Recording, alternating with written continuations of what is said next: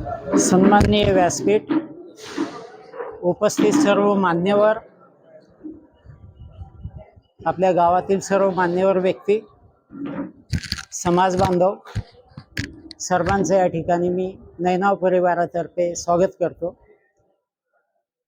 निमित्त आहे आमच्या भाऊंनी या ठिकाणी एक शाळेच्या माध्यमातून शिक्षण विभागामध्ये आपण काही देणं लागतो या दृष्टीने केलेली सुरुवात। डॉक्टर भाऊंच्या बद्दल बोलण्याआधी आपल्या सगळ्यांना माहिती आहे की आमचे वडील काका म्हणजे एक वेळेला शेती घेतली नाही तर चालेल, पण मुलांचे एज्युकेशन व्यवस्थित व्हायला पाहिजे।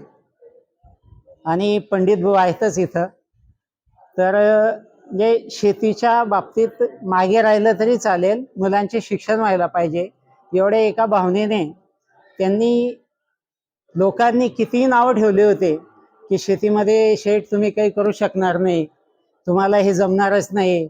बरेच जण हसायचे सुद्धा, परंतु जिद्द काय असते हे काकांनी सांगितलं, दाखवून दिलं। आणि एक आठवण म्हणून मी नक्की तो किस्सा सांगणार आहे। रामपुराच्या शेतामध्ये ज्या वेळेला नवीन शेत घेतलं होतं आणि विहीर खोदली होती, तर त्याला पाणी चांगलं लागलं होतं, तर भुईमुगाचं पीक त्या ठिकाणी पेरलेलं होतं। मी त्यावेळेला पॉलिटेक्निकच्या पहिल्याच वर्षाला होतो। बरेच जण जे आपले नामवंत शेतकरी होते ते ज्या वेळेला भुईमुगाचं पीक आलं त्यावेळेला म्हटले की शेठ एवढे पोते का नेताय तुम्ही ट्रॅक्टरमध्ये, सगळे रिकामे पोते आणावे लागतील तुम्हाला, अशा पद्धतीने हिनवण्याच्या भावनेने बोलत होते। पण महाराजांची कृपा, गोविंद महाराजांची कृपा बघा, जेवढे पोते नेले होते त्याच्या अजून 25% पोते काकांना न्यावे लागले आणि तेवढं उत्पन्न त्यांनी नावाजलेले शेतकरी काढू शकत नव्हते, तेवढं उत्पन्न काढून दाखवलं होतं। म्हणजे फील्ड हिनवलं होतं वडिलांना अक्षरशः की तुम्ही एज्युकेशन मध्येच होते, तुम्हाला शेतीचं काय माहिती आहे। तर एक जिद्द असेल तर काही होऊ शकतं। आमचे भाऊ तर त्या तरबेज आहे। भाऊंनी फक्त एखादी गोष्ट मनात घेतली तर आम्ही किती बोललो त्यांना तरी ते ऐकत नाही मग। आणि ठीक आहे, त्यांचा तो एक न ऐकण्याचा स्वभाव असेल तरी सुद्धा एक चांगलं घडावं ह्या पद्धतीने त्यांनी घेतलेलं ते ध्यास असतो।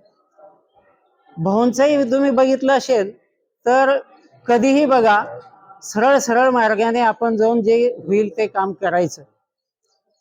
आता बऱ्याच वेळेला सरळ मार्गाने होतच नसेल तर प्रत्येकाला काहीतरी मार्ग अवलंबावाच लागतो आणि त्या मार्गाने सुद्धा जाऊन काम करून घेण्याची धमक आमच्या भाऊमध्ये आहे। आणि म्हणूनच आम्हाला भाऊचा खूप मोठा अभिमान आहे।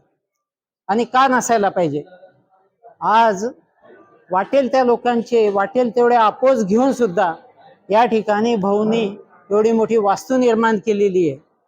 किती अपोज असतील परंतु शेवटी तोच पुढे जातो जो सर्व अपोजला एक त्यांच्या पद्धतीने त्यांना सगळं नेस्तनाबूत करून जातो।